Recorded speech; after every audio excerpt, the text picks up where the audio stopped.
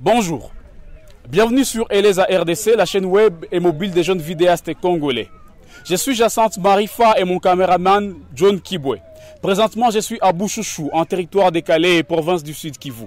C'est dans l'est de la République démocratique du Congo.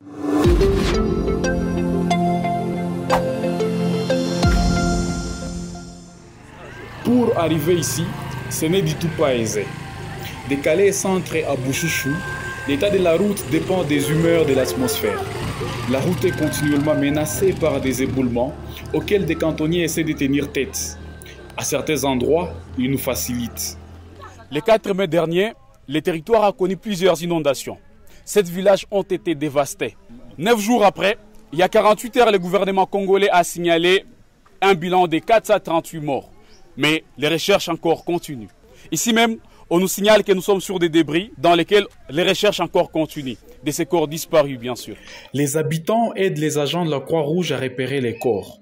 Ils les reconnaissent par des points noirâtres dans la boue et expliquent que ce sont des intestins qui éclatent qui font remonter à la surface ces liquides noirâtres. L'odeur est insupportable 9 jours après. Cette femme a perdu 6 de ses enfants, avec eux des petits-fils emportés. Philomène Mwagiyirira nous relate ici ce qui s'est passé cette nuit-là. Jua ilikuwa siku ya 4 saa 10. Tuliona mvula imenyesha, mvula ilishanyesha, tukaona moshi inapanda, usiku ukaingia.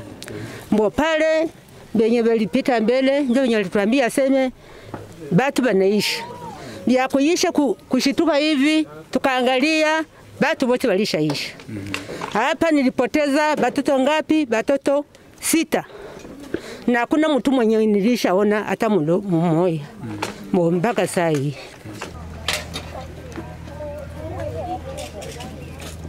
Mtoto wangu wa kwanza alikuwa Elia. Alishazala na watoto 12. Ni watoto ni yeye peke alishaenda. Mwingine alikuwa pitie. Alishaenda, aliacha watoto 2. Wengine ni Furaha mwanamke na alishaenda.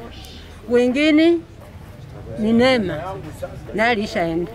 Mimi na bakene bamoya bamukazana bangu. Na bamukazana bangu habiko bananiona kama niko mama yake. La santé mentale des habitants d'ici est perturbée. Ils restent profondément affectés par la disparition des leurs. Il y a un besoin d'une prise en charge psychologique et on sait bien les lire sur leur visage. Ile sana niliona watoto wameisha, nikatetemeka sana. Nilienda usingisi wenye siaonagako. Mpaka na mwezi siku siasikia sawa. Niko nasikia kama mimi nataka ruka bazimu. Madame Philomène, comme la plupart d'autres sinistrés, n'a pas encore fait son deuil. Elle continue les fouilles, espérant reconnaître les corps de ses enfants. Elle a des mains tremblantes. Et depuis 9 jours, elle se livre quotidiennement à ce travail de fouilles. Mais elle a un message pour l'État congolais. Hapa mimi naweza lomba bakwa bainji umwe basaidie ba masikini, tuko ba masikini sasa, batusaidie, batupatie umwe metre moya. Bora tu batie mo kanyumba kaloko na mimi niende mwangu nilale mzuri nifurahi. Hapa niko nalala mpoli. Ninabakia tu sawa hivi kirundezi. Kinaenda kinafanya zuu.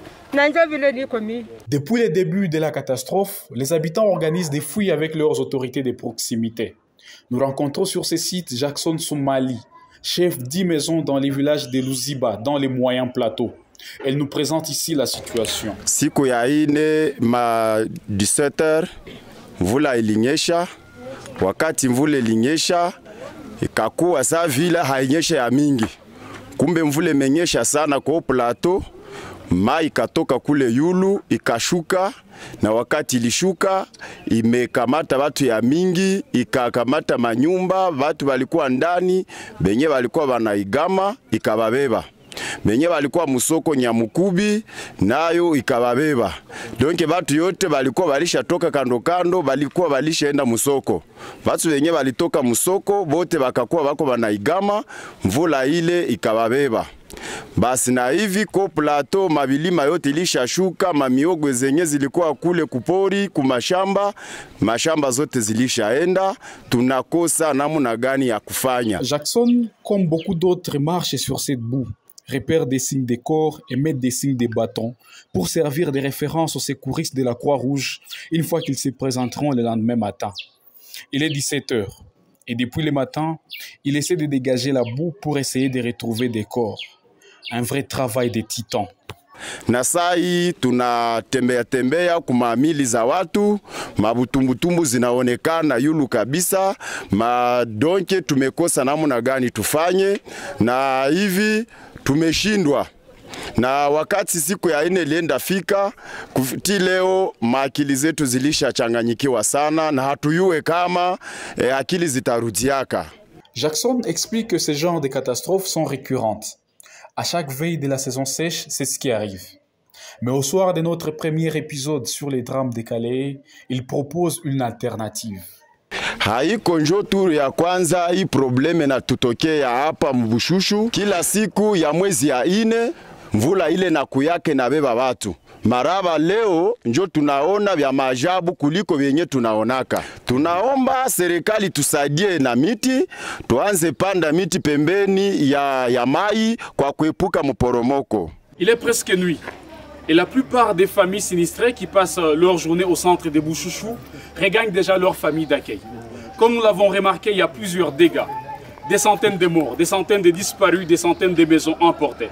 Mais une question, comment ça se gère les catastrophes naturelles dans votre milieu? Comment vous anticipez des risques pareils? N'hésitez pas à répondre en commentaire sur nos pages Facebook, YouTube, Instagram et Twitter. À la prochaine.